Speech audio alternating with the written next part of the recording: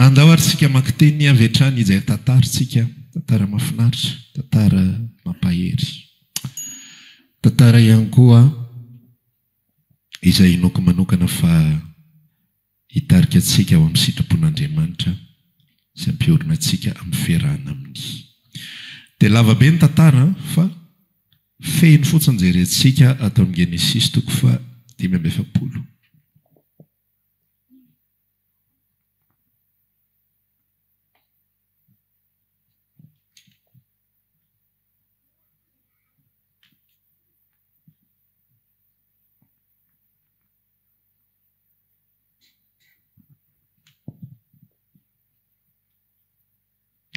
Andao asesitsika Genesis 2:7 aloha.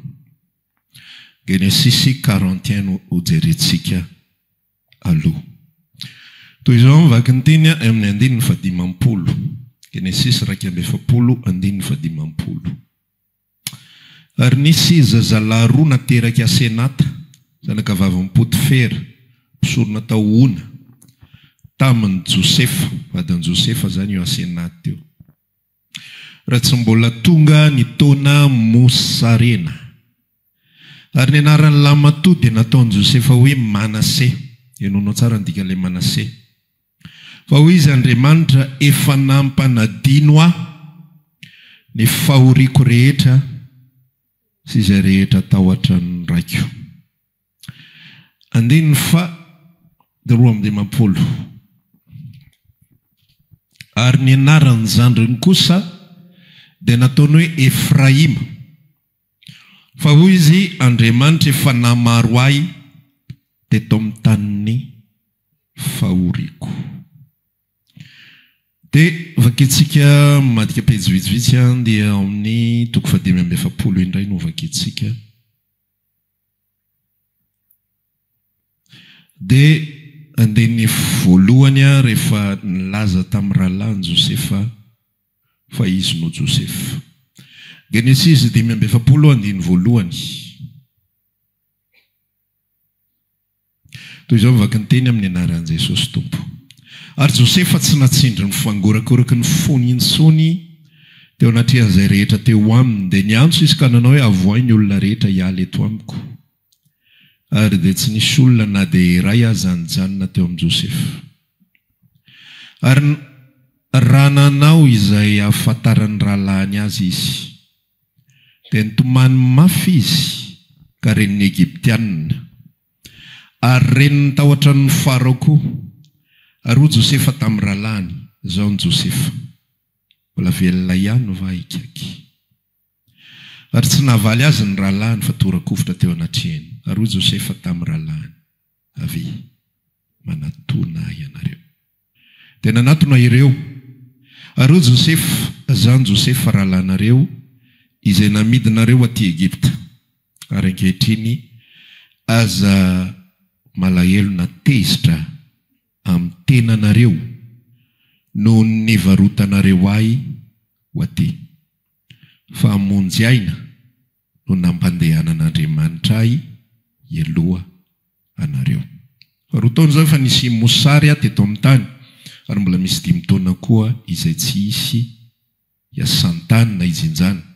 Ary Andriamanitra efa nampandeha aloha anareo mba tsy hahalataranaka anareo amin'ny tany, fa melona anareo amin'ny famonjena lehibe. Amen. Dia farany Genesis 5:7.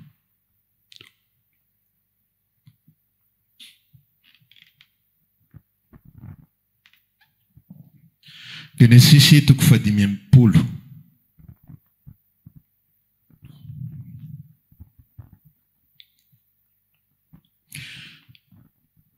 Andeny 5:10. Ary rehefa hitan'ny rahalahin'i Josefa fa maty ny rainy, dia hoy izy, andao anao folentika amintsika Josefa, ka hamaly antsika tokoa noho izay ratsy rehetra nataontsika. dia naniraka tany an Josefy izy ka nanao hoe raha ianao nanafatra fony izy tsy mbola maty ka nanao hoe zao nolazainareo amin'ny Josefy. Mamela reny fahadisoany rahalanao sy ny fahotany fa efa nanao ratsy taminao izy. Eny mamela ankehitriny ny fahadisoany mpanompony n'Andriamanitra ny rainao. Dia nitomany Josefy ka niteny tamin'izy ireo. Koa nanatona azy ny rahalahiny dia nenkoka teo anatrehany ka nanao hoe indreto izahay ho mpanomponao. Amen. Andeha ny 20 farany kaya ianareo no ny saina nisy ratsy ahy fa Andriamanitra kosa ny saina izany ho soa anao takiny amin'izao anio izao amelona olona betsaka. Amen. Tantaran'i Josefy no resantsika anio mpanompon'Andriamanitra anankiray izay tsy nanana ny fanahy masina fa tena navita kosa tena nijoro nomen'Andriamanitra hery manokana izy ahafahany mijoro. Ny tantaran'i Josefy dia tantara tsy mora, tantara mampalahelo kanefa tantara ihany koa any amin'ny farany mahafinaritra ilay izy ny fomba nitondran'Andriamanitra azy sy ny fomba nitantanany azy. Dia lohahevitra antsika anio dia mitondra lohateny hoe toy izo ny lalanao. Na tsara? Toy izo ny lalanao. Amen. Vao manomboka ny tantara dia Andriamanitra niantso sy nifidy an Josefy. Tena neo azy famantarana. Ny fiantomboan'ny tantara rehetrarehetra zany dia Andriamanitra niantso. Inona tsara fiantomboan'ny tantara rehetra? Tsy manana tantara amin'Andriamanitra ianao raha tsy nanomboka amin'izay ilay izy. Raha ianao no nanapa-kevitra ny hivavaka, raha ianao no nanao hetsika manokana sy ny sisa rehetra, dia tsy azo anteherana ny tantaranao. Fa rehefa Andriamanitra no manao ny fihetsika voalohany, dia azo antoka ny tantaranao. Azo antoka ny tantaranao. Izany tantara rehetrarehetra ao anatin'io Baiboly io. Tantaran'i Noa manaton'Andriamanitra dia miresaka aminy. Feno faratsiana azo atao izao fa ianao mahita fitia amiko. Tantaran'i Abrahama, Andriamanitra manatona. Ry Abrahama, mialahy eto amin'ny tany niavanao, mandehana any amin'ny tany izay andrako anao. Tantaran'i Jakoba, Andriamanitra no manatona dia miresaka aminy amin'ny alalan'ny nofy, amin'ny alalan'izy andeha iny. Matory Jakoba dia mahita totohatra miaka-midina misy anjely. Tantaran'ny Josefy, izay ihany koa Andriamanitra. Tantaran'i Mosesy, Andriamanitra miantso azy, isory ny kapanao fa masina ny tany izay hitsahanao. Tantaran'i Josefy, i Josoa, tahaka ny nombako a Mosesy mpanomboky nombako anao ihany koa. Tantaran'ny Gideona, mitsangana ry lehilahin'Andriamanitra ny tompo mombanao. Tantaran'i Davida, andana hosory izy, io no safidiako. Tantaran'ny Saoly koa raha mbola Andriamanitra ny antso azy. Ny tantara rehetrarehetra ao anatin'ny Baiboly dia tsy mitomboka amin'olombelona fa mitomboka amin'Andriamanitra izay miantso. Andriamanitra izay mamindra fo, Andriamanitra izay mitady. Dia izay ihany koa ny tantaran'i Josefy tato anatin'ilay izy. Fa tahaka ny tantara rehetrarehetra ao anatin'ny Baiboly sy ny zavatra rehetra nitranga ao anatin'ny Baiboly sy mety karazam-piainantsika ihany koa izay mety iainantsika ankehitriny, manomboka fiantsoan'Andriamanitra iny ihany koa no manomboka ny problema.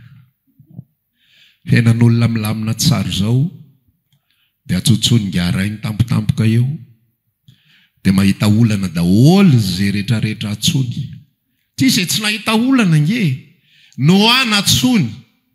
Olona efa 500 taona miala sasatra tsara, mety manao soavaly amin'ny zafikely, fa natsony tsotro izao. Noa viaty. Faly Noa mba misy feo tsy mahazatra raha ny teny zany. Miantso antsika Andriamanitra. Inona nga no lazainy? Na manao sambo izy. Nga tsy mba misy iraka hafa koatra zany. Nga tsy mba misy iraka tsy dia manala baraka. Nga tsy mba misy iraka tsy dia ahitana angano sy ahitana loza. Fa vanim-potoana Andriamanitra miantso dia manaraka an'izay koa problema. Manaraka an'izay problema.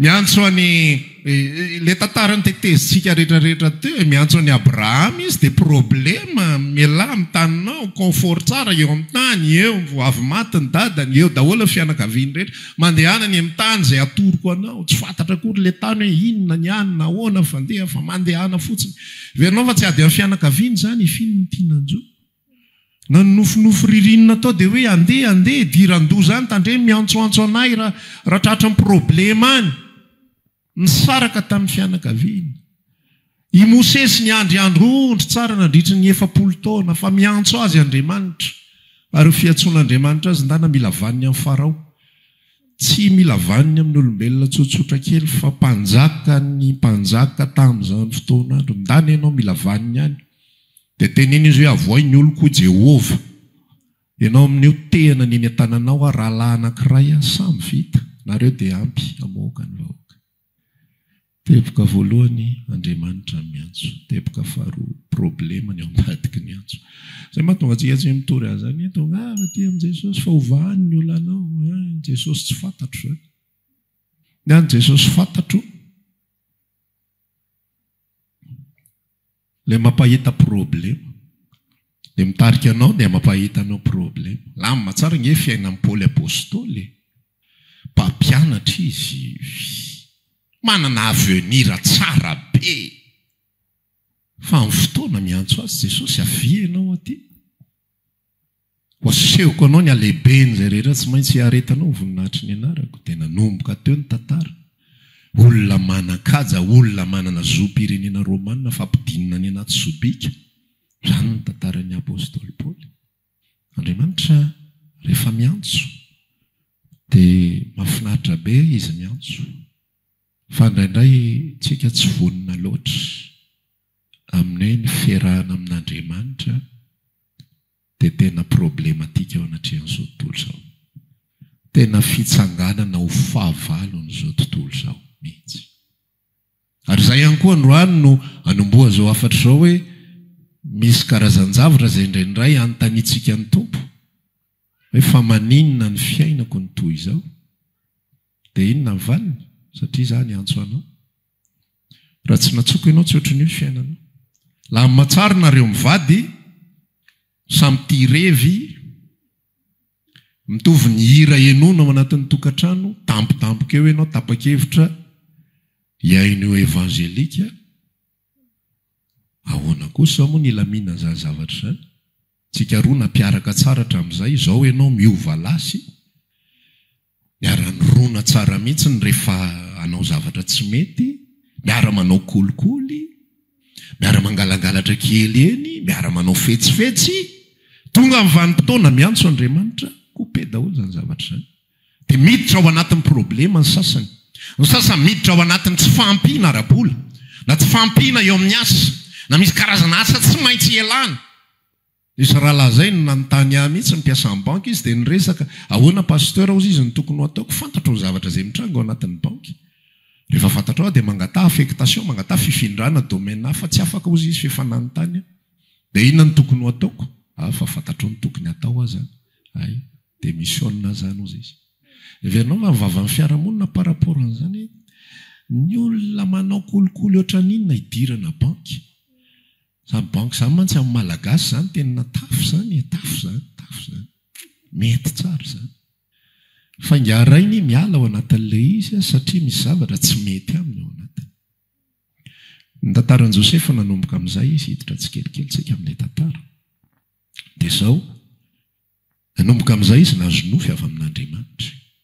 Rehefa nazonofy avy amin'Andriamanitra izy dia tonga dia niseho ny fanoherana. Nanofy aho izy aritako fanakanetsah isika. Dia rehefa namboly vary isika dia nijinja dia nitsangana ny saloim-bariko fa ny anareo folo lahy kosa ny ankoka teo anatrehany araka amin'ny folo lahy tsy tatetika. Ny anareo folo lahy, ny anareo araka amin'ny folo lahy kosa ny ankoka teo anatrehany ahy. Tezitra be zokiny sy ny rahalahiny. Ahoana kosa zany nofinao zany? Moa ianao fa hanapaka aminay? Tezitra ry zalahy.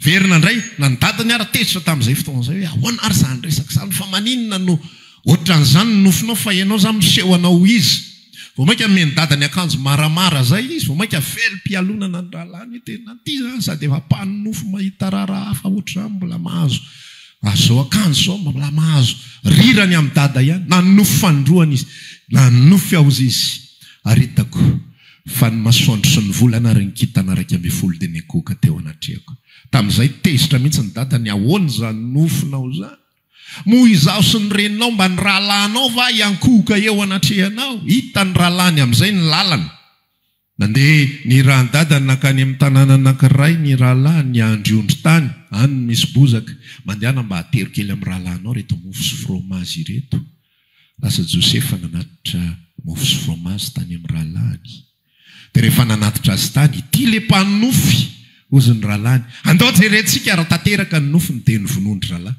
rehefa vonoany dia natsipiny tany anatin'ny lavaka fatsakana maina anankiray tsisy rano tao dia rehefa avy eo ao anatin'ilay fahoriana tantaran'i Josefa tena feno fahoriana mandeha ny fiantsoan'Andriamanitra iny ihany mba mahafinaritra fa faharoa tonga dia nahazo fanoherana ny fahatelo natsipy tao anaty lavaka mentsika anarana izay problema menjady amin'i Josefa zay hoe fatalité na tsara loza fatalité zay mitranga rehetrarehetra fatalité daholy natsipy tao anaty lavaka aloha ahoana ary fandehan'izany mino mihitsy afa miady ny sain'i Josefa ahoana ary zany zavatra any fa maninona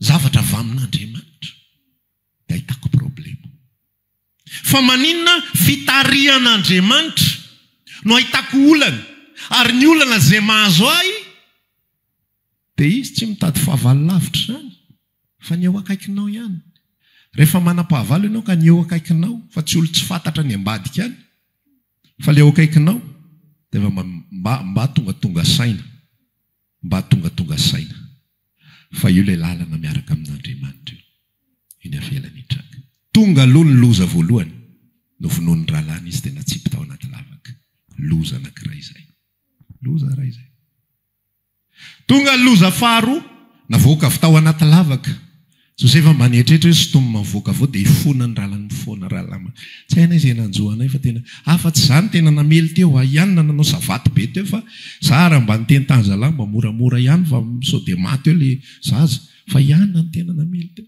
ka iny antony le namoahana avy tao anaty lavaka naninona namidiny zalahy indray sekely volafotsy 30 sa 20 tsy tadidiko tsony namidiny ray tamin'ny Ismaelita dia zany hoe le fiainan'i Josefa avy eo amin'ny plasina olona izay nahazo antso avy amin'Andriamanitra dia natsipy tao anaty lavaka no vonoana aloha dia rehefa napakarina avy eo dia mihetry le lalana lasa andevo izy mbola fatalité fafiry zay faefatra fatalité faefatra loza faefatra lasa andevo ndray ity olona izay nahazo antso avy amin'Andriamanitra ity olona izay nantsoin'Andriamanitra ity olona izay no fidin'Andriamanitra namidy ho lasa andevo mino mihitsy afahany amin'izay misy azy ihany ny zokiny tena aiza le hoe lasa mpanompo anay zao lasa andevon'olona any zao namidy ny Ismaelita any namidy ny Ismaelita indray izy tamin'ny Potifara fa zao ny tenin'Andriamanitra Andriamanitra nomba ny Josefa ka nampahomby azy tamin'ny zavatra rehetrarehetra izay nataony nasain'ny Potifara nikarakara ny tao an-trano rehetrarehetra izy satria hitany fa ity andevolahy Hebreo ity dia hafa noho ny hafa rehetrarehetra ohatra misy mamiratra kely na fiainana fa tsy miainana izany koa ohatra mitady ho reraka izay ianao dia asiny mamiratra kely dia mira indray ianao ay teo fony Kristy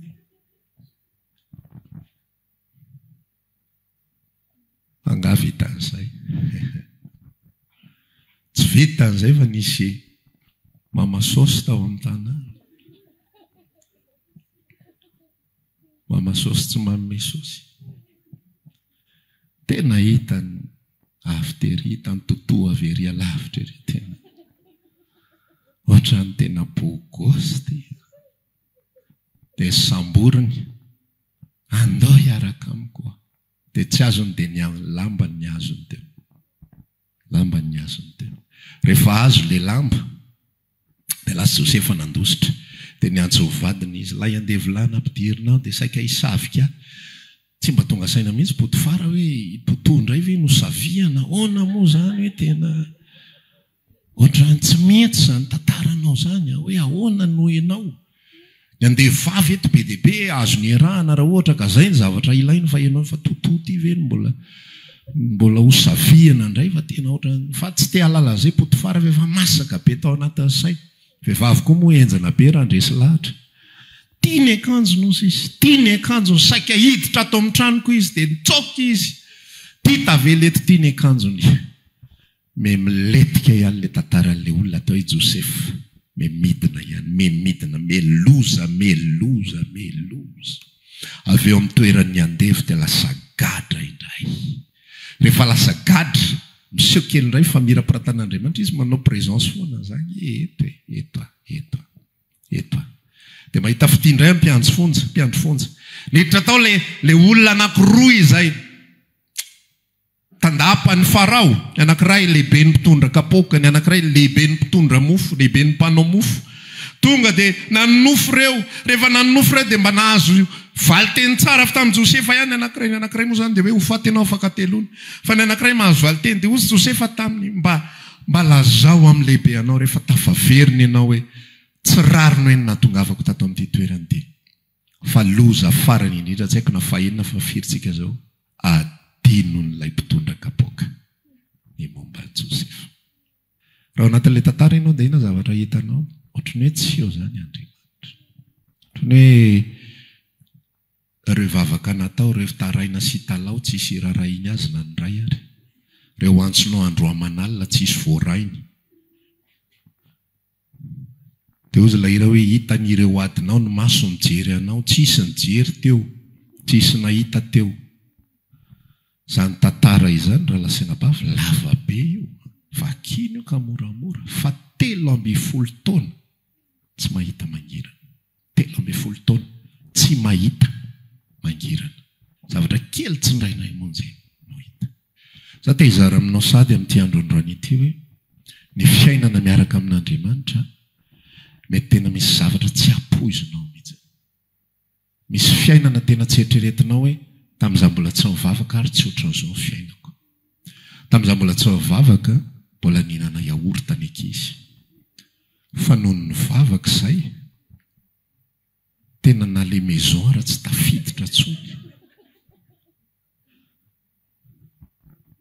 taloha nihinana yaourt aty koa nihinana ity chocolat zao tena na maison raha tsy tafiditra tsy talavantranona itsony hoe tena aiza misy azy adino ny loatrano misy fiainana misy karazam-piainana mety hiainantsika mety tena mafy mifampitohy amin'ny mafy sarotra mifampitohy amin'ny sarotra mifampitohy amin'ny sarotra ozy le rahalahy anankiray zay hoe fa lahatra nanenjika tsodrano eto pasapito le zavatra dia ry avavadin'ny lycée technique ery milahatra miandro hiditra ao amin'ilay toerana fa arakaraky ny tsofana rano tsy hay hoe rano iny na nitsofona tao vao mainka tsy nety le fiainana fa ozy any resaka hoe zay indrindra ny tena alalana rehefa Andriamanitra mandray tanana ny fiainanao io fa na iodikavy ianao na iodikavana tsy mahita mangirana zany ao izy zay ozy izy Joba ny resaka hoe enao ny nanao azy zao fantatro ozy izy fenao ny nanao azy zao satria tena tsy hitany Joba ntsony hoe inona ny explication inona fanazavana fa za nanao inona fa inona ny nataoko dia fantatro Joba hoe Andriamanitra ny ao ambadika io zavatra nanao zavatra rehetra tena mba niezaka ihany koa Josefa nanao mba niresaka hoe za mba mahafantatra olona zany ao an-tadapo Farao hoe mba hoe lehibe mitondra kapoka zany igny mba tsy olon'olom-pony mba afaka miresaka amin'ny Farao rehefa mitondra le kapoka hoe mpanjako mba misy Hebreo zay tena mba olona mba hitako milamina tsara ao ampigadranao tsy mba mety fe izy raha mba atao mpanadio trano atao anatin'ity tranonao ity fa tena hitako fa tena mba olona tsara io kanefa nenjediny tsy rariny izy dia tena ao nefa rany afaka tsara mihitsy fa adino ny anaran'i Josefa misy fotoana ianao mety manao hetsika mihitsy fa adino le izy mitady asa ianao mitondra dossier mba mahafantatra ny anina sy anina fa tsy ery ampivarotra mofo-akondro ny hitanao CV anao. Lahatra mofo-akondro ianao dia nahita hoe tena ohatran'ny fantatro tarihan'ry olona ry akay ianao le izy. Ohatran'ny fantatro le tary. Kay tarihanao tsotro zao. Aiky tsy hitanao ny lalana nody satria tena sao fantatro le mpivarotra mofo-akondro hoe tsy anareo ve ty izany ohatran'ny izy a. Misy zavatra tahaka izany miaraka amin'Andriamanitra indrindra. Fa zao le tantara ao anatin'ilay izy raha lasenabavy. Naloza tahaka n'inona na ahoana rehefa filazako an'izany fadisom-panantenana. Fadisom-panantenana nge Andriamanitra miantso anao dia loza ny toyany. Zany daholo tantaran'ny olona ao anatin'ny filazantsara ao anatin'ny Baiboly. Andriamanitra ny momba amin'ny Mosesy. Fa le olona nasaina no vonjeny Mosesy. Reo ny voalohany mpanohatra azy. Zay le tantara. Zay le tantara le olona akaiky an Joseph. Reo napidikizo azy. Le olona hovonjena. Le olona nanolora Mosesy ny momba ny tenany mba hovonjeny. Ireo no napidikizo azy voalohany indrindra. Dia ireo no miteny efa iny zao nataonareo zao. Efa mandra-pahatonga ny Egypta mbola Mosesy a. Tsy efa niteny taminao va izahay. Avelao zahay ho andevo Farao. Fa alaonay andevo toy izay maty aty. Sao zay tsisy sakafo tsony. Vavanay efa ela be tsy nina tongolo. Filambaniny fotsiny tsotro zao. Nefa le olona natsoin'Andriamanitra niaritra ny zavatra rehetrarehetra. Hoy izy Paul, mba tsy ahitanao hoe tantara fotsiny ao anatin'ny testamenta taloha le izy. Rehefa resaka izy tamin'ny Koritiana, sa manao zavatra rehetrarehetra sy ny fanahinareo. Fa tsy mampaninina azy zany na dia arakaraka ny anolorako ny tenako sy tombon'ny fitiavako anareo azy. No mampiena ny fitiavanareo ahy. Tsy problème zany. Fatalité daholo, loza daholo ny tantara rehetrarehetra izay hitanao. Isan'andininy dia misy loza, misy problema, misy zavatra. Ohatrohatran'izay foana mitranga sy miseho ao anatin'ilay tantara n'ilay olona izay voantson'Andriamanitra. Fa zao zavatra mahafinaritra ozy aho. I Josefa nanohy ny lalany foana. Izay mahatonga ilay lohateny hoe tohizo ny lalana. Nanohatra azy ny rahalahy, namono azy, natsipy tao anaty lavaka. Fa izy tsy niteny mba pakaro moa fa tsy anofontsony. Raha vao pakaronareo eto serio, tena vazivazy mariny vazivazy iny fa alao za hiakatra fa tsy niteny an'izany Andriamanitra. Tanao zay le lalana tsy tohizana. Zay le lalana tsy tohizana. Misy problema mitranga ao anatin'ny fiainanao, misy fanenjehana ataon'ny ray aman-dreny. Misy fanaratsiana ataon'ny manodidina, misy zavatra maro isan-karazany. Fa rehefa natsoin'Andriamanitra ianao, dia hozy izy Paul miresaka hoe za hozy izy hiazona an'ilay niazonan'i Kristy. Tazono, tohizo ny lalana. Rehefa miteny aminao Andriamanitra, fa zanak'Andriamanitra ianao, natsoina ianao handova fitahiana, handova fiainana mandrakizay, dia tazono izay avitr'Andriamanitra izay. Tohizo ny vavaka, amen. Azaena mihitsy, azaena. Na tena ianao arabaky teny ary le resaka mofo-akondro teo. Hoe tena za mihitsy fa tsy nampitovy azy fotsiny raha manonaka le nitranga tamin'izay fotoan'izay. Zay tsy nampitovy azy. Na tena ianao ariny, tena mangataka ianao, tena mivavaka ianao, tena manao hetsika ianao hitady asa fa tsy mety mahita. Aza latsaka fiainam-panahinao, amen. Aza latsaka fiainam-panahy, azovaina ny fifandraisana amin'Andriamanitra. Azovaina ny fotoam-bavaka, ampiasao foana ny tongotra na misy frais na tsisy frais, amen. Tena problema sur problema, tena mitohy ny ady, tena misy an'izao, tena misy fiainana miharatsy. Misy niveau de vie même latsaka. Fa miresamy tompo dia miresamin'izao Jesosy a. Tohizako ny lalako. Tohizako ny lalako. Le mandeha zay nitory filazantsara ny nanomboan'ny Évangile sans frontières. Tamoramanga no nitory. dia rehefa nitony tamin'ny Moramanga dia tsisy olona ianao manao 110 kilomètre andehanana ho any ny vola atotona tamin'ny taona 2010 raha 2 hetsy ariary avaty aposy anaovana fitoriana sy anaovana asa isan-kerinandro 1 million FMG vola be zany tamin'ny 2010 dia atotona satria pastera ny miantoka sakafo ny ekipa rehetra, pastera miantoka ny transport ny ekipa rehetra, pastera miantoka izay tokony atohana rehetra fa lasa mandeha dia atao le izy. Dia rehefa natao le fitoriana dia fianakaviana le voalohany aloha mba isy olona maromaro zato mahery tonga fa natomboka amin'izay hoe ho fixena amin'izay le fotoana isan-kalahady fianakaviana ray sy roa ny tonga. Dia na ny ekipa rehefa manomboka hoe tena pastera zao dia tena mbola tsy tokony aloha zao dia mbola tsy tokony aloha tena zay mahita anao ny tena kivy voalohany tena zao foana ve isan-kerinandro vao manomboka miakatra 10e semaine no anja. Dia avy eo nomeny tompontsilo-tsaina tamin'izany manao émission dia nanao émission plateau tamin'ny TVM dia tory filazantsara dia tamin'ny alalan'izay nanomboka ny apetsaka le olo. Dia tao anaty fo amin'izay hoe hanao 2e évangélisation volana novembre 1er novembre.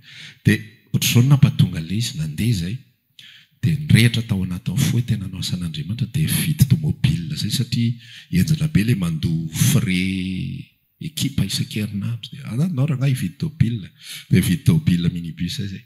Ka tsy voahazo kely izy io septembre ny azo izy angamba ny asa ray volana sa tsy fantatro sa 3 herinandro. Dia nisy camion tsy valana tampoka zay tao anaty tournant dia nialana iny le chauffeur dia nivadika ty Mazda. Rehefa vadika le izy tena henoko tany anatiko any mihitsy fampaherezany tompo hoe tohizany ty lalany ty ary zao tsy avelantsika sakana tahaka izao no anakana antsika fa andaotsika hanao évangile valany ty tobile mivadika ty dia andaotsika hanao évangélisation akalamanjana indray. Zay mihitsy nirehitra tao anatin'ny foko. Zany hoe tsy hoe nidaboka ty dia ny tompo ary rehefa manadaboka ve dia ianao ny anohy an'le izy indray fa alao ajanona zany fa tena firehetan'ny ao anatin'ny fo zay no mbola mampiorona mandraka ty ny androany. Firehetany tao anatin'ny fo tohizany ty zavatra ty na inona pepin na inona menjady na ahoana fandehany tohizany ty zavatra ty. Notoriana filazantsara natao le 1er novembre zay 2010 dia nanao fitoriana kalamanjana dia tamin'izany moa mbola ohatran'izay zany ny avo ara-panasy ny sisa dia natao fotsiny iny dia mbola nirehitra tao anaty.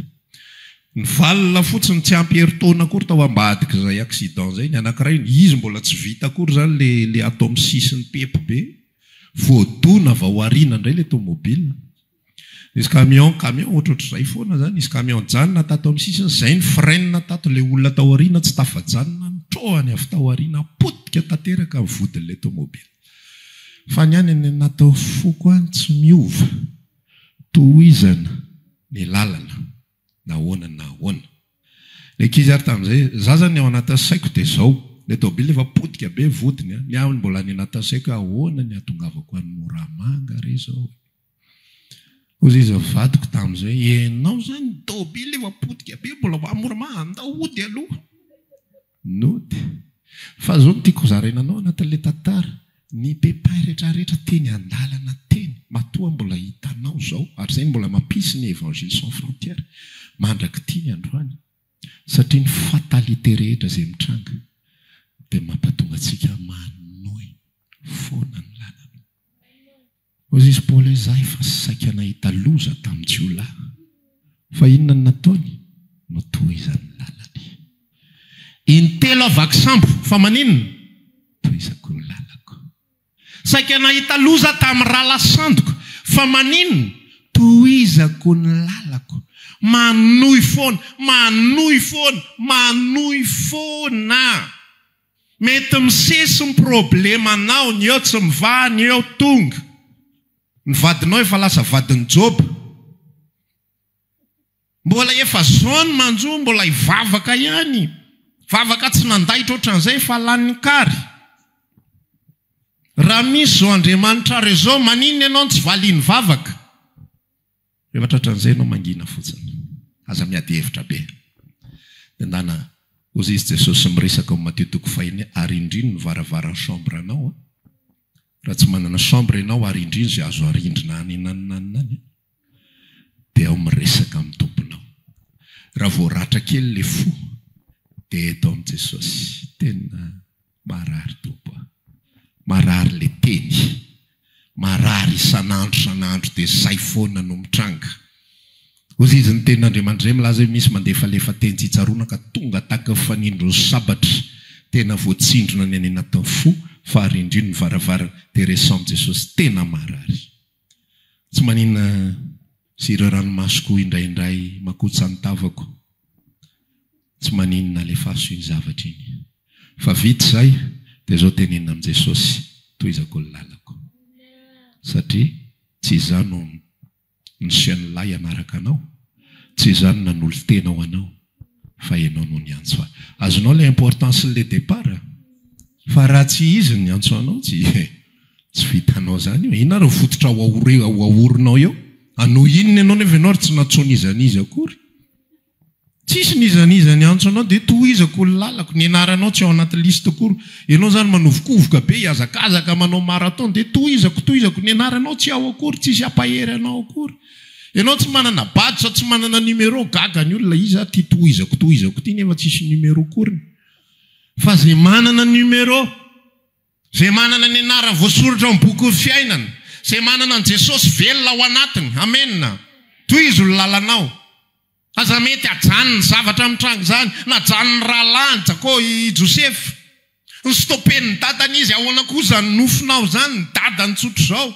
dadany Joseph ange mpanompon'Andriamanitra dadany Joseph ange olom-boafidin'Andriamanitra ilazana aminao fa nany mpanompon'Andriamanitra ndraindray tsy fiable ndraindray mety tsy fiable zany tenena Paoly raha misy olona ozy izy mitory filazantsara hafa koatr'izay torianay enina izahay raha mitory Jesosy hafa aminareo aoka izy voaoziny raha misy olona misy zavatra be dia be mety menjady ao anatin'ny fiainana na ny mpanompon'Andriamanitra na le olona ianteranao le mpanompon'Andriamanitra resako eto zany mety olona le talo le nanao batisa anao le olona le talo mety tena nandraisanao zava-panahy fa ankehitriny izy lasa tady ampihemotra indray lasa tsy mampahery itsony ozy le zoko be ako ara-panahy zay hoe sao dia matsy natson'ny tompo ary se zoko be ako ara-panahy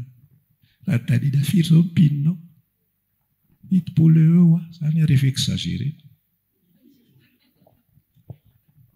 ny anazy 2 arivo ny azy fanompona 3 volana sa 1 bolana ny anazy fanompona efa 3 taona sa 4 taona sao dia tsy voantso ary se ozy izy fa heniko mihitsy fampaherezana avy amin'Andriamanitra ny natao foko no tena manajanao tena zokoko ianao fa tohizako ny lalako fa tsy hainao zany teninao zany tsy hiainao an'izany azonao le tantara manam-patonganao any an-danitra isy olona ny elingelina foana iny isy fakapana ampatonganao hijanona amin'izay ampatonganao tsy hanao tsony misy valim-bava misy déception langa re zany ny teny tsisy tsy mandiso fanantenana ianao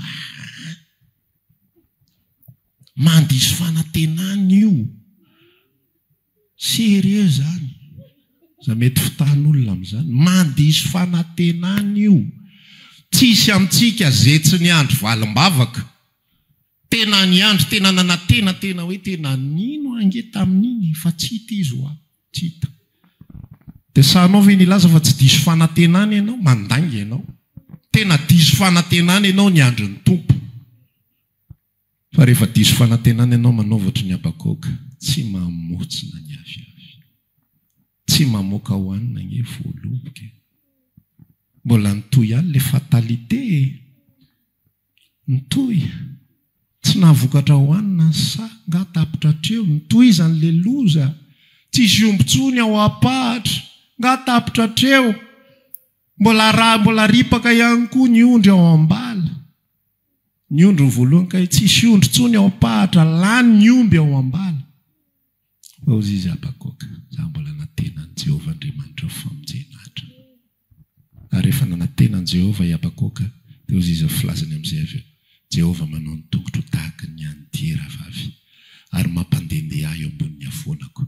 Ny dieravavy rehefa mahazo avona, izany diera izany le biby le mirokatra, le misy tandroka ohatran'izao reny eto Madagasikara tsy misy fa any ivelany misy. Dia reny rehefa mahazo avona, mahazo an'le plaine feno bozaka mahafinaritra, faly avanja mitsinjatsinjaka mihitsy. Ozy izy Habakoka anylaza tsy mampaninina izy. Izay tsy mamotsina ny aviavy, tsy olana izany. Fa tohizako ny lalako. Ianao koa androany tohizo ny lalanao. Raha efa nandeha tafahamarinana ianao dia tohizo ny lalam-pahamarinana. Aza vary lavo manaraka fanaon'izao tontolo izao. Aza manao an'izany eto ny ratsy any ny ambininy eto amin'ity fiainany tika. Nalazain'ny olona fa miseho azo marina ary ianao dia mijoro foana. Amen. Miseho azo marina, miseho azo masina, miseho azo zao. Reny ngera lasina bavy le karazana olona miteny aminao daholo amin'ny fomba nkolaka hoe okizay hoe ajanony le fisy tsy ihany fiainanao koa raha najanony ianao. Zange teneno izy raha hijanona dia ihany fiainako ianao. Zay tenenina azy rehefa tsy hitanao zay avaly. Raha hijanona dia ihany fiainako ianao. Miala ho azo moramora izy satria tsy ihany fiainanao izy. Mety toy ny tantaran'i Josefa. Rehefa nitoy amin'izay ny tantaran'i Josefa, dia ina zavatra nitranga. Tamin'ny fomba tsy napoiziny amin'izay, tonga fotoanan'Andriamanitra natao manofo Farao.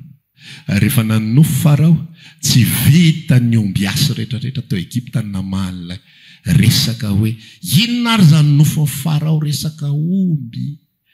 Aiza koa nisy omby ifampihinana zany. Aiza koa ino mba lefy ihany fa ny anankiray indray vary mifampihinana. Vary anankiroany dia fampihinana. Aiza koa nisy an'izany. Ozy izy ilay mpitondra kapoaka eto vao tadidiko ny fahadisoako. Fa misy andeha vohebreo laza tao anaty figadrana rehefa sazinao. Izy na fitalilazany nofoko. Ampanatsoa izy. Rehefa mpanatsoana Josefa, dia tonga teo anatrehany Farao izy dia lazany nofo Farao. Dia tezitsika aingana be ilay tantara.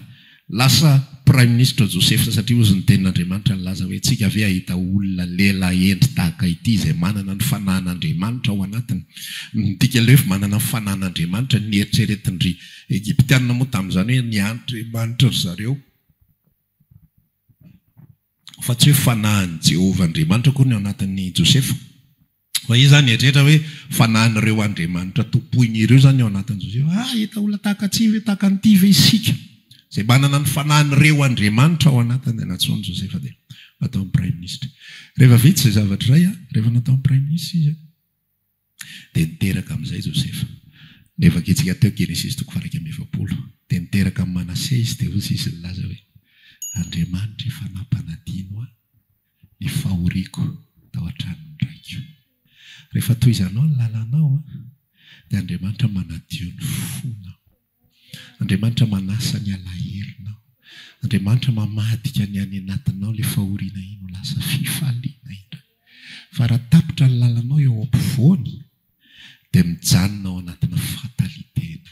Mety milamina ny problema, mety milamina fa ianao tsy mahita fafinareta. Ianao tsy mahita finy fa miverina tahaka an'izao tontolo izao ianao. Inona ny izao tontolo izao mahazo an'ity zavatra rehetrarehetra ity fa tsy hita izay fifaliana, tsy hita izay maminy.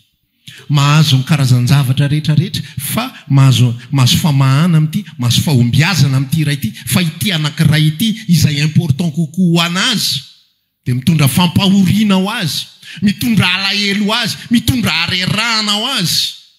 Ilay vola izay eritreretina fa fananana sy fireharehana dia vao mainka mitondra fampitehana ho azy. 50 taona monja ngiahy Rockefeller, John Rockefeller, mpanan-karena matanjaka indrindra teto amin'izao tontolo izao, tany amin'ny taona tsy tadidiko tsony 1918 safy tsy fantatra. 50 taona monja izy dia nihitsana daholo no voly teo amin'ny lohany rehetrarehetra. Tsisy tsony na ny kely ary 50 taona. Ny anton'ilay izy dia zao stressé loatra izy. Stressé loatra noho ny amin'ny fananany izay be dia be. Noho ny amin'ny fananany izay be dia be. Amin'izao fotoana izao tsika mahita hoe ianona 400 milliards de dollars ianona zao. Fa ny famille Rockefeller tafakatra triliara. Miakatra ny chiffre 1000 milliards de dollars ny fananany zareo. Dia stressé loatra dia mihitsana ny volo. Miaina fahoriana noho ny amin'ilay verina fa zavatra tsara. Sasenao mety mafy ny zavatra izay atrehantsika androany. Mety mampitomany, mety mampilatsa-dranomaso.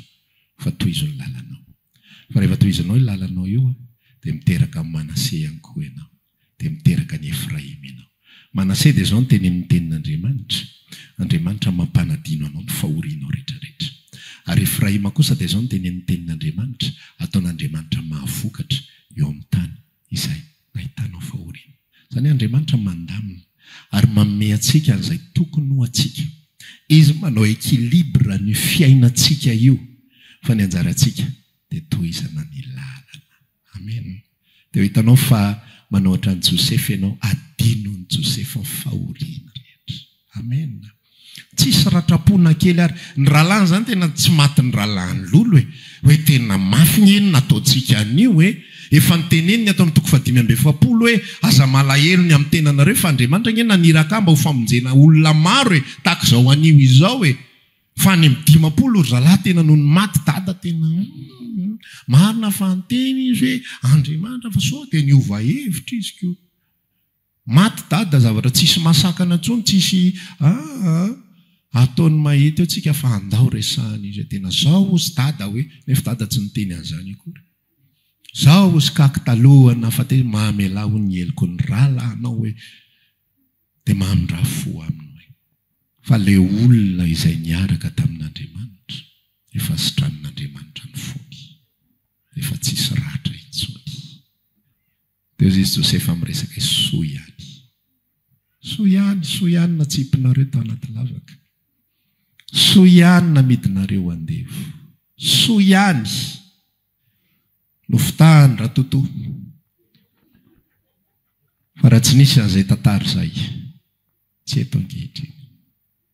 Soa ihany adino n'ilay mpitondra kapoaka ny tantarako. Fa raha tamin'iny ny tadidiny lasa mpamafatrano tao tapafaraho. Fa satria niaina n'ireo fatalité be dia be ireo dia izao ny toerana misy ankehitriny. Ary nataon'Andriamanitra ho fitaovam-pamonjena hafa. Azonao ilay izy Andriamanitra miantso dia ny lalana tsy moramora. Fa ny fiafarany dia izy any amin'ny Jeremia any haitsika tsara mety ianao mahay kokoa noho izao. Jeremia 7:20 angamba izy izay raha tsy diso aho hoe izaho mahalala ny hevitra eferako anareo Jehovah.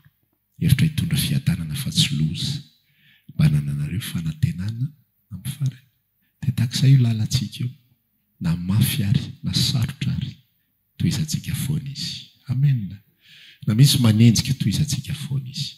Mety efa mivadika kely ianao tatoato, mety efa reradreraka ianao kamokamo ianao. Ohatr'izao foana ve ny aina na ry tompo. Toa tena tsy mba misy masoandro mihiratra mihitsy. Ho afika teraka Manase ianao atsoatsy.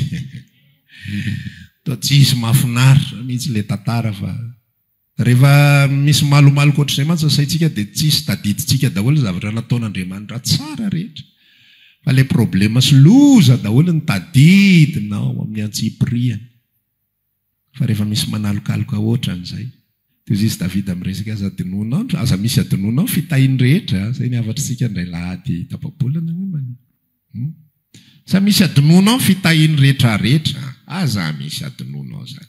Zay nahatonga Davida nijoro foana. Zay nahatonga Davida nanohy ny lalana foana. Fa efa mpanjaka nge Davida mbola mafy ny fiainany. Mandra-pahafaty mafy ny fiainany. Fa matoa mavita amin'ny teny Jehovah mpiandry tsy hananjava mahory na dia mamaky lohasaliko fahafatesana za tsy matahotra ny loza. Satria maninona fatally loatra ilay mitondra fiainany. Fatally ilay niantso azy. Dia nitohizany foana ny lalany. Mandra-pahafaty nisy tsy nivadika tamin'i Jehovah. Tsy niala tamin'ny lalany tahak'izay ihany koa zasy ianao. Dao tsy hiala zany. Dao hamikotra foana. Dao batanjahana. Arakaraka ny ameleza ny fahavalo atsika vao mainka piretatsika mivavakitsika amena arakaraky ny ameleza ny fiainana atsika vao mainka fideratsika misandratra kokoa amena zany ny fomba fedina raha lasena bavy ianao arakaraky ny arerahanao nge vao mainka atao tanteraka ngely de hoe tsindrio fahalavo everinao fa tonga ho azy ny zavatra iny tsindrio fahalavo de manao an'le tsindry azo lena ny olona vao mahita hoe milatsaka ianao de avy ihany koa izy rehefa ianao no miaraba olona de tsarava tompoko de ataon'ny olona zandry alaivo le jus ndana vidy vary ary ananina ary fa rehefa ianao no mijoro tsara tsisy samana mambany zany